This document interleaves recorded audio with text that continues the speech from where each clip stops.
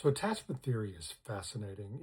It's a science that's been around since the 1950s, and it's one of the most science-backed ways of understanding relationships, where we can look back with the theory that how your caretakers as a child took care of you, it has a big prediction on how you then show up or don't show up in relationships, with there being kind of a spectrum of either anxious attachment or dismissive avoidant, or on that spectrum, fearful avoidant, where somebody can show up on both sides in the insecure attachment camp versus secure attachment camp.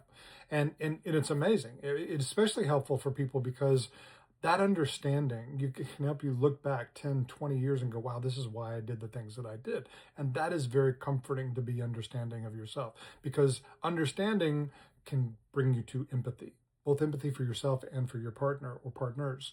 And that empathy, it can open the door for connection, and connection can open the door for integration, and integration can open the door to moving back to wholeness. And that's what we're all, kind of here for. And so it's a wonderful thing, but I see it often as a system of symptoms. And it's wonderful to know how that system of symptoms work, to be able to map it out, right? But what I find is that even more important than that is understanding that they're symptoms, and that these are defense mechanisms that came on board to protect us based off of how we were conditioned. What's underneath symptoms and defense mechanisms are wounds. And so we want to understand attachment wounds. In the book Mass, we have 35 different core wounds, big ones like abandonment and betrayal. And we want to be able to understand the symptoms. Yeah, that's great. But we really want to drop below and actually learn how to be with the wounds in such a way that we can heal those.